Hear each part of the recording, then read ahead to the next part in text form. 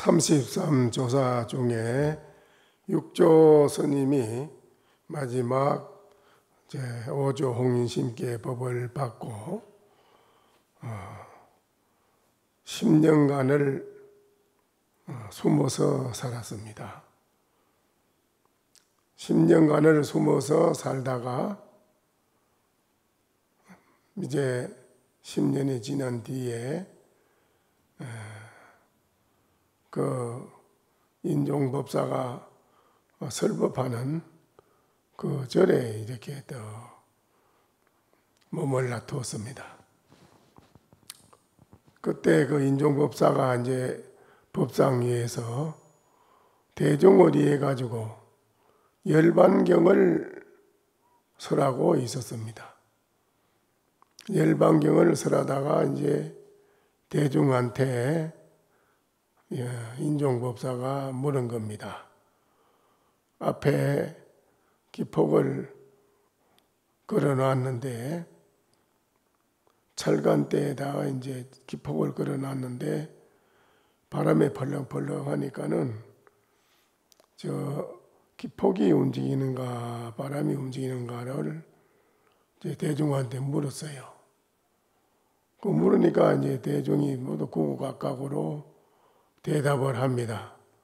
기폭이 움직인다는 분도 있고 바람이 움직인다는 것도 있고 그냥 움직입니다 이렇게 대답하는 분도 있고 이러는데 그 자리에 육조 스님이 참석을 하고 있다가 한마디 제가 하겠습니다 하고 이제 한마디 합니다.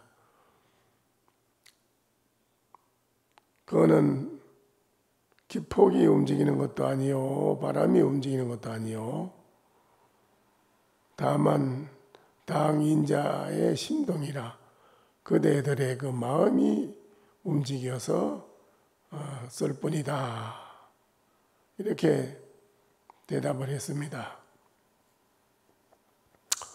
그렇게 이제 대답을 하니까는 인종법사가 법상에서 깜짝 놀라가지고 경악해서 놀래가지고 무슨 말을 하는지 인종법사도 도무지 알지를 못했습니다. 그래서 이제 묻습니다. 인종법사가 육조 스님이 이제 10년간을 산중으로 이렇게 피신해서 돌아다니다 보니까 머리도 길고 장발족처럼 옷도 다 떨어지는 그런 옷을 속복처럼 그런 거 비석으로 그렇게 입고 있으니까 그래 그 인종법사가 밑에서 그렇게 말하는 그 거사를 보고 거사는 어디에서 왔소? 그래 묻습니다. 거사는 어디서 왔어요? 물으니까 그 해능이 대답하기를 본래 불래요 금역 불거라 본래 온 것도 없고 또한 지금 또한 갈 곳도 없습니다. 그러니까는 그 말을 하는 동시에 인종법사가 법상 위에서 앉았다가 얼른 법상에서 내려옵니다. 높은 법상에서 내려와서 앉아서 해능을 맞이해서 잠깐 좀 봅시다. 그러면서 자기 방으로 내 방으로 좀 갑시다 이랬어요. 근데 그 해능이 이제 같이 인종법사하고 이제 그 법사 방으로 갑니다. 가서 이제 법사가 자세히 묻습니다.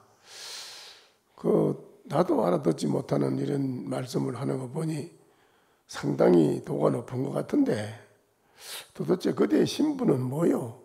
어디에서 누구요? 그래서 자세히 묻습니다. 자세히 물으니까 119설 동산불법이라 낱낱이 오조홍인 스님 회상에서 8개월간을 방화를 찍고 이렇게 깨달아서 오조홍인 스님께 입시를 하고 법에 대해서 서로 개합이 되고 이래서 바로 부처님으로부터서 내려오는 전법을 제가 받았습니다. 전법을 부촉을 받았다고 이제 하면서 그 부처님 가사장삼과 바루를 심표로 전해주는 것도 제가 다 받았습니다. 라고 이제 말씀을 드리니까 인종법사 견의하고 보고는 두면 예족이라 인종법사 그 말을 듣고는 머리를 조아려 해능 발밑에다가 대고는 찬탄하면서 큰 절을 올렸습니다. 큰 절을 올리면서 탄원왈 하기자하유 대보살이라. 어찌 대보살께서 이 자리에 있었을 거라고는 생각지도 못했습니다. 어왈우 정리하고 말을 마치고 다시 또 발밑에다 머리를 대고 해능 하상에 하상으로 모시기를 청하고는 인종법사가 스스로 제자라고 거기서 칭합니다. 저를 제자로 받아주십시오. 그 법사가 그 해능 행자한테 절을 하면서 그럽니다. 곧 바로 저기요 해능 선사 삭두 피이라.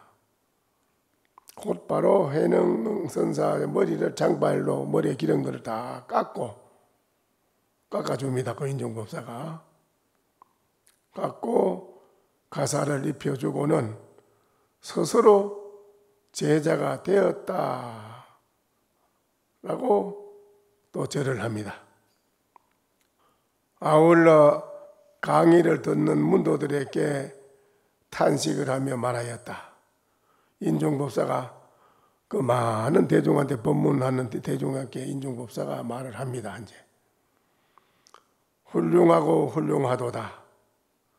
항매 홍인대사의 법의 근래에 영남에 퍼졌다는 이야기를 들었는데, 소문을 들었는데 지금 여기에 계실 줄은 꿈에도 저는 몰랐습니다.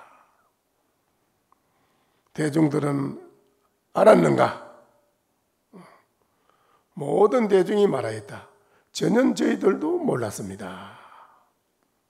스스로 자기가 제자라고 칭하면서 인종법사가 그렇게 그 강화 문도들이나 강을 듣던 문도들에게 다 찬탄에 말하기를 참 훌륭하고 훌륭하도다.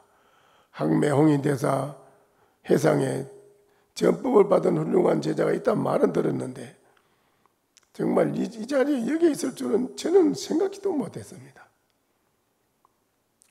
다른 대중들은 이걸 알고 있습니까? 이게 처음인지도 모릅니다. 인종법사가 가로되 오 설법 유여 와락 금유 능선사 전인 대사법 유여 진금 심부사이라. 인종법사가 다시 말하기를 내가 지금까지 열반경을 놓고 여러분에게 설법을 했다 이죠. 일생을 내가 많은 분들에게 설법을 하고 오늘도 많은 대중을 모아놓고 내가 이 열반경을 설했지만은 내가 지금까지 법을 얘기한 바는 뭐냐? 기와 쪼가리, 깨진 기와 쪼가리 벽돌 부스러기와 같다. 나는 아무것도 아니다. 지금 제 앞에 계신 해능선사에 전해주신 홍인대사의 법은 비유하자면 징금, 참으로 징금과 같으니 도저히 우리가 생각으로 헤아릴 수 있는 것은 아니다. 생각으로 헤아릴 수 있는 것은 없다. 헤아릴 수가 없다. 인종법사가 영제도 중정예 능선사족하고 공인이 급청소전 신가사 신중인이라. 인종법사는 그렇게 말을 해놓고 또 다시 말하기를 모든 대중들에게 머리를 조아려 해능선사의 발밑에 절을 하라고 했습니다. 그때 비로소 모든 대중이 다 일어나서 그 해능행자에게 큰 절을, 스님에게 절을 올립니다. 그리고 모든 사람들이 절을 하면서 마음으로 의심을 했습니다. 정말 저 생긴 건 보니 또 까맣잡잡하니 뭐 인물도 좋은 것도 아니고 보니 별 인물이 잘생긴 것도 아니고 보니 정말 저분이 뭐 그런 훌륭한 홍인대사한테 법을 받을 수 있는 분인가? 그 의심을 한다 이거요. 그러니까 이제 인종법사가 그럽니다. 선사님에게 대중이 의심을 하니 의심할까 염려하여 전해받은 가사를 대중들에게 보여주도록 하면 어떻겠습니까? 정말로 그 가사하고 의발을 전해받았는지 그걸 보여주십시오. 그 대중들에게 보여주도록 청하면서 아울러 자신은 보살계를 받았다. 저에게 48개 보살계를 주십시오. 네, 중국에는 비후계 받을 때 보살계를 같이 받습니다. 우리나라도 지금 설할 때 보살계, 비후계 설할 때 같이 다 줍니다. 그 인종법사가 그 육조스님에게 보살계를 받습니다. 보살계를 받았다. 인종법사는 대중들과 함께 해능선사가 조계로 돌아가는 것을 전송하였다. 조계로 다시 돌아가는데 전송을 하였다.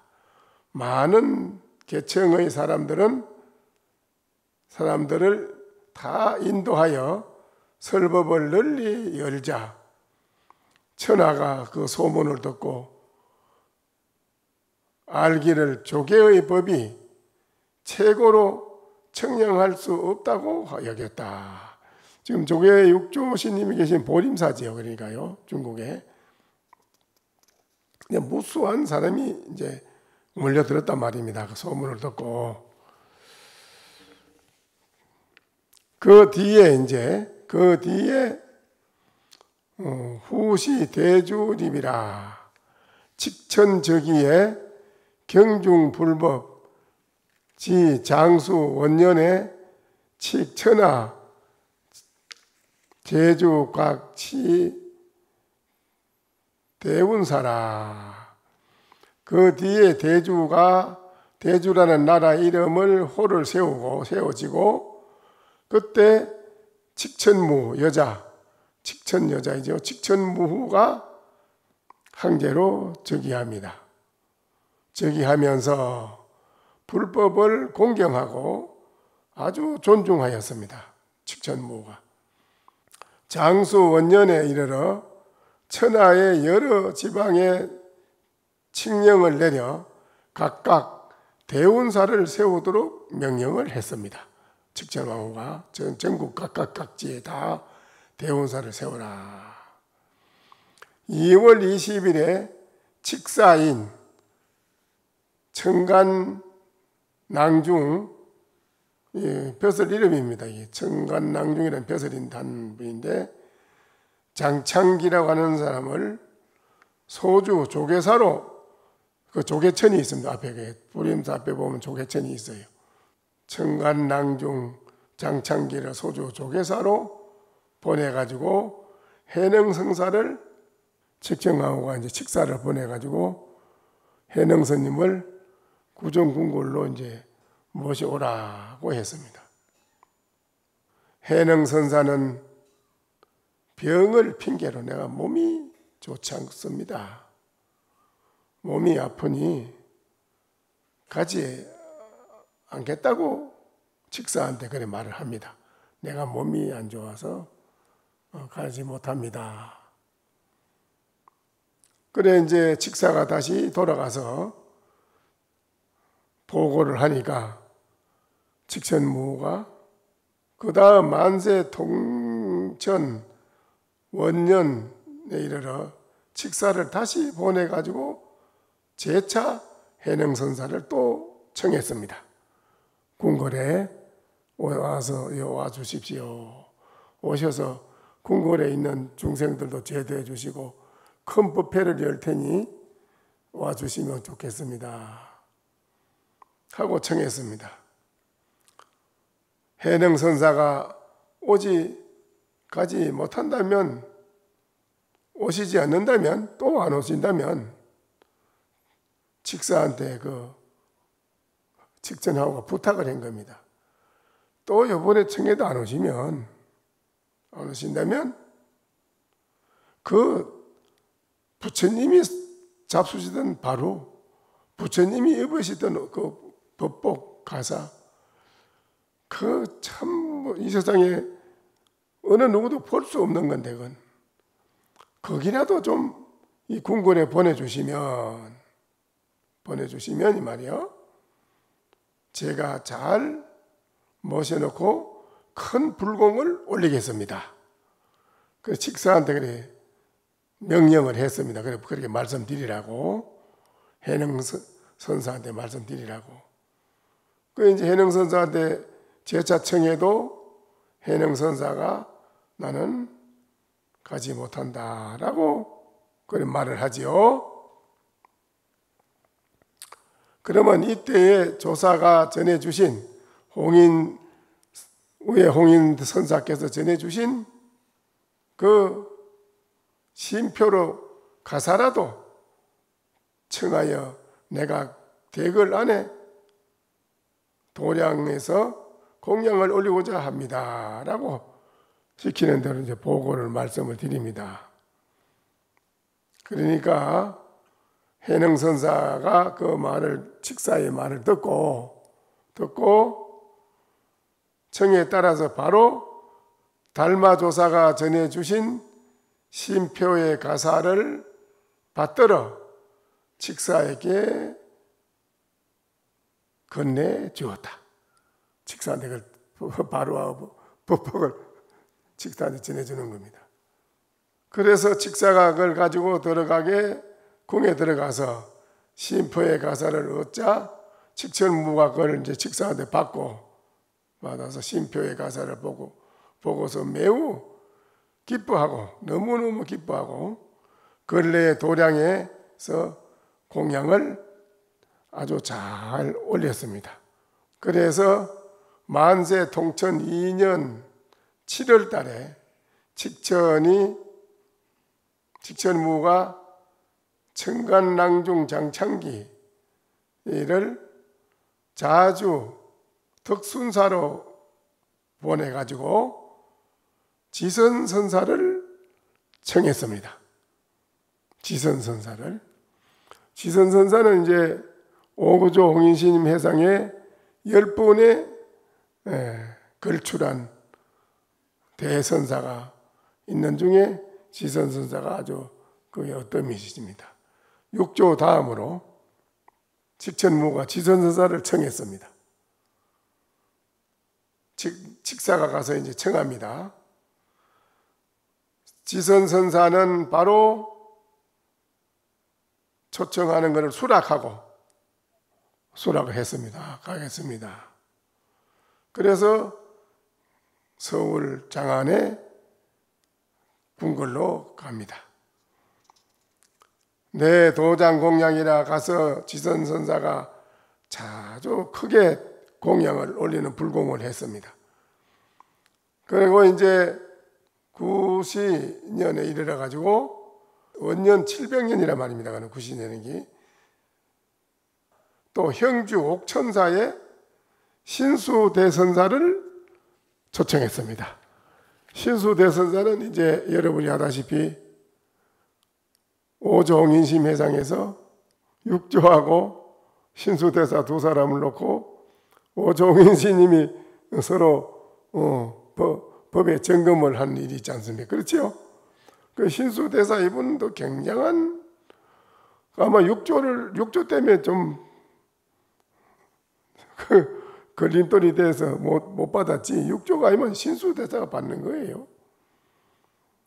근데 신수대사는 속세에서도 학문이 높고 또 속세에서도 명문대가의 자손이고, 신수대사는 또 절에 들어와서도 경전에 아주 밝고 모든 걸 다 잘 갖춘 분입니다. 그 이제 본분 종사가 못됐다는 건데, 본분 종사는 자기의 진면목의 본분을 깨달아서 알은 분이 아니면은 전법을 안 해준다는 거 아닙니까? 아무리 많이 글을 갖추고 뭐 알았다 하더라도 본분 종사가 아니면은 소용없다는 겁니다. 그러니까 그 말 했잖아요. 천하의 대학자고 천하의 대장군이라 할지라도 천하에 호령하는 나라를 소나기에 넣고 있는 황제라 할지라도 염라대왕 소나기를 벗어날 수 없다는 거 아닙니까? 염라대왕 소나기를. 염라대왕 소나기 벗어나는 누가 벗어나느냐? 본분 종사가 돼야 된다 이거예요. 심지를 깨달아 학연히 학치를 더해서 깨달아야 된다 이거예요. 그래서 바로 또 신수선사를 가서 청하고, 만세 동천 7월에 칙천무가 칙사인 청간낭중 장창기를 자주 덕순사로 보내어 지선선사를 청하였다. 지선선사는 청을 받고 수도로 가서 거리내의 도량에서 공양을 받았다. 구시 700년인데 그때가 이르러 직사를 형주 옥천사로 또 보내가지고 신수선사를 청하였고, 안주 수신사로 보내가지고 현색 선사를 또 청했습니다. 또 소주, 수주, 대운사로 직사를 보내서 현약 선사를 청하였고, 그 10대의 그 홍인회상에 있던 그 걸출한 훌륭한 서성들을 다 청합니다. 다 청합니다, 공으로.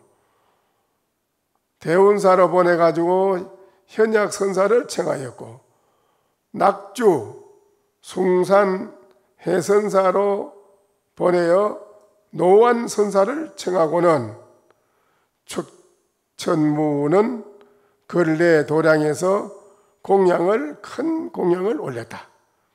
식천무가 대덕들을 청한 것은 서국에, 인도에, 천축국에 인도에 있는 삼장바라문과의 인연 때문으로 칙천무가 늘 공경하고 그분을 존중하고 있었다. 근데 이제 이 10분 선사를 그 궁궐에 청하기 전에는 칙천무가 누구를 궁에서 스승으로 모시고 있었느냐? 천축국 인도에 있는 삼장바라문 그 법사를 서성으로 극진히 모시고 있는 그런 차제라요. 그런 때라요. 이제 그 10분 서성을 이제 이 직설무가 청해가지고 나는 이렇게 훌륭한 인도에서 온 서성을 모시고 있다 하는 자랑을 하려고 이제 자랑하니라. 금남 지선선사가 당유질이라 상념기양 당간산조원이라. 지선선사가 몸이 좀 고나고 아프고 불편합니다. 그럴 때마다 지선선사는 자기가 온 고향을 많이 생각했어요. 자기가 떠나온 고향을. 지선선사는 자기가 떠나온 고향을 생각을 합니다. 가고 싶어도 산이 막히고 너무 멀어서 심요소라 마음 가운데 항상 근심이 좀 있었다 이겁니다. 작은 근심을 가지고 있었다. 그 사통바람은 이르되 그때 그 10분 서성이 앉아있는 데서 지선선사가 잠깐 그 생각의 상념이라 고향 생각에 잠겼단 말이에요. 생각을 했단 말입니다. 그런데 그 인도에서 온 그 삼장 바라문이 딱 그 지선선사를 보고 하는 말이 딱 꾸짖어 버럭합니다. 허허, 그 어째 선사께서 고향을 생각을 합니까? 여기와 거기가 무엇이 다르단 말이에요. 여기나 거기나 뭐가 다르다고 고향을 생각하고 있습니까? 아예 탁 찔러서 한마디 하는 거예요. 지선선사가 마음이 뜨끔한 거라. 아이 차 이거 굉장한 놈이 와 있구나 이거. 그곳이나 여기와 무엇이 다르길래 선사께서 그렇게 어찌하여 고향을 생각하고 있습니까? 그 인도에서 온 삼장 바라문이 그래 한마디 탁 하니까 지선선사가 답하였다. 삼장께서 어찌 그걸 아시오? 어떻게 그걸 아십니까? 그러니까는 선사께서 그러면 시험 삼아 마음을 떠올려 보십시오. 내가 알지 못할 것이 없이 다 압니다. 선사께서 한번 생각을 떠올려 보십시오. 그럼 마음으로 생각을 해 보시오. 하면 나는 모를 것이 다 압니다. 그 인도에서 온 삼장 바라문이 딱 그리 말합니다. 그러니까는 지선선사가 그럽니다. 아, 그래요. 그러면 내가 한번 떠올려 보겠소. 하고 이제 잠시 앉아서 생각을 했습니다. 그러고는 그 지선선사는 세속 옷을 갈아입고 마음으로 걸치고 서쪽 시내 저자거리 문에서 또 이렇게 바라보는 것을 생각을 했어요. 옷 성복을 다 벗어버리고 속복을 입고 저자거리 문에 서서 이렇게 생각을 해봤습니다. 그러니까는 삼장이 이르되 대덕 성인이 어쩌게 큰 덕을 갖춘 선사가 그 어찌 속복을 갈아입고 그 추잡하게 왜 속복을 갈아입고 말이지 그러게 더구나 시장 그 복잡한 속에 그 왜 그 문 앞에 그래서 가 있어? 아이고 알거든. 아이고 대덕께서는 성녀로 덕을 갖추신 선사로서 그렇게나 세속이 그리운가요? 왜 속복까지 갈아입고 그래? 그걸 치고는 저자거리에서 보는 것을 떠올리고 있었군요. 그러니까는 허와 좋소 잘 맞았어. 잘 맞았어. 좋습니다. 지선선사가 이제 그럽니다. 잘 맞았습니다. 그러고는 다시 내가 또 한번 떠올려 보겠소. 한번 맞춰 보시오. 해보시오 그럼. 그리고는 선정사란 절 위에 불탑이 있는데 불탑 위에 부처님 불탑이 있는 위에 저 위에 상륜이 둥근 상륜이 있잖아. 상륜 꼭대기에 서 있는 것을 생각했다. 그 꼭대기 위에 그가 딱 있는 걸 생각을 했어요. 하니까 삼장이 우는데 성인 하덕 등 고입이래요. 성녀로서 그렇게나 높은 곳에 올라가서 있으시오군요. 알아. 그러니까는 또 지선이 감탄을 합니다. 좋소. 이번에도 아주 참 잘 맞췄습니다. 좋소. 그리고는 다시 바로 자리에 딱 가부좌를 하고 내가 그럼 다시 한 생각을 해볼 테니 이번에 마지막으로 한번 맞춰보십시오. 그래 이제 딱 정자를 하고 바로 그 자리에서 법에 의지하지 생각하는 것도 없고 일체 모든 생각 없이 대무심도 붙이지 못한다. 대무심이라는 것도 붙이지 못한다. 거기는 못한다. 이것은 거기에 다만이 있었습니다. 바로 그 자리에서 일체 모든 걸 생각이 일으키는 것도 없고 선정에 깊이 일념 선정에 들어가서 딱 안주하고 있는데 삼장이 삼계를 우주 삼천 대천 온 세계를 이잡듯이 이 어디가 있나 이거 하고 찾습니다. 아무리 뒤져봐도 도무지 찾을 수가 없었다. 이 양반이 어디가 있는지 흔적이 없어. 뭐 흔적이 있어야 보지 그래. 삼장이 막 마지막에 땀을 철철 흘립니다. 삼장 바라보는 마침내 그만 무릎을 탁 꿇으면서 공경하는 마음이 생겨나자 머리를 조아려 지선 대선사의 발밑에 대고는 절을 하고 하상에게 고백하였다. 제가 뜻하지 않게 당나라에 대불법이 있었습니다. 지금 잘못을 뉘우치고 몸과 마음으로 제가 참여를 드립니다. 그러니까는 이제 지선이 요망한 요성아, 그러한 재주를 가지고 사람들을 속이고 그러면 되는가? 하고 호통을 쳤습니다. 네, 제가 이 당나라에 훌륭한 참으로 도덕이 법이 높으신 이런 분이 계신 줄은 몰랐습니다. 그래 항복을 했습니다. 그것이 이제 참 중요한 말이거든요. 백우는 계산이나 고봉은 불백이라. 흰 구름은 산을 덮었지만은 흰 구름이 산을 덮었다고 해서 산 자체가 흰 구름처럼 변하지 않는다 이거예요. 외로운 높은 봉우리는 흰 구름처럼 변하지 않는다 이 말이에요. 신곡의 이유거라 깊은 계곡은 흘러갈지라도 신의 물은 흐르지 않네. 응?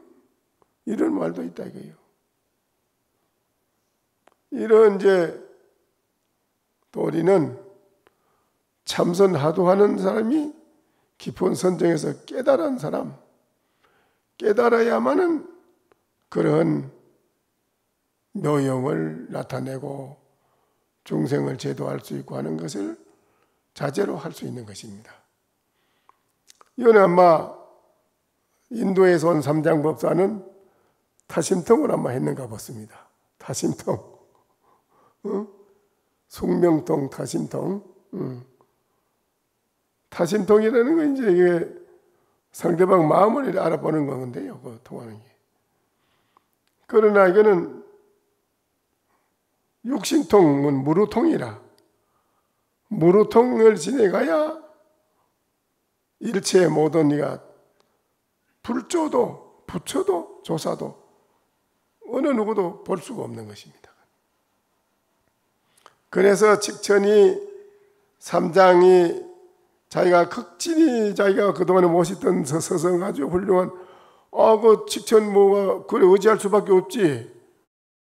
아이 무슨 궁전 안에 무슨 일이 일어날 것 같으면 미리 다 가르쳐 줄게. 직천무한테 뭐 일이 일어난다. 또 밑에 저 신하들은 좀 마음이 어떠냐 그러면 저 신하는 역심을 품은 신하다. 다 가르쳐 주니까 직천이 의지 안 할 수 있는 거 그렇죠? 응, 직천무 아주 극진히 스스로 모신 분이 그만 거꾸러졌단 말이에요. 그 지선선사한테 거꾸러졌어. 응? 그 거꾸러지는 모습이 좋았겠지. 그러니 직천무가 그 모양을 보고 이 말이에요. 직천이 삼장 법사가 지선선사에게 기이하는 고철하고 참여하고 기이하는 모습을 보고 직천이 모든 대덕에게 묻습니다. 이제 참 그 직천도 보통이 아닙니다. 네, 그러면 이 자리에 천한 여러분이 다 천하의 선지식인데 네, 하나서 묻겠습니다. 직천이 모든 청에서 오신 대덕들에게 묻습니다. 하상 등은 유욕부와 스님들께서는 대선사님들께서는 욕심이 있습니까 없습니까? 이렇게 물어요. 욕심이 있습니까 없습니까? 그러니까는 신수대사, 현약대사, 노안대사, 현색선사 등 그 9분은 다 지선선사만 말이 없고 가만히 있고 9분은 다 무욕입니다. 욕심이 없습니다. 이렇게 대답을 합니다. 그러니까 유일하게 지선선사 한 분이 말 없이 가만히 있으니까 직천무가 그럽니다. 아니 다른 훌륭한 대선사님께서는 욕심이 없다고 다 대답을 해주시는데 유일하게 오직 지선선사만이 답을 하지 않고 가만히 있으니 묻겠소. 선사께서는 욕심이 있습니까 없습니까? 지선선사한테 별도로 묻습니다. 여기까지 이거 중요한 요대 아주 중요한 문제가 나오는데 이게 참 진짜 여기까지 하고 한번 다음에 하지. 그럼 마칩시다. 그 여러분이 하도 일념이 최고라. 하도 일념 외에는 다 그 소용없다니까 전부가.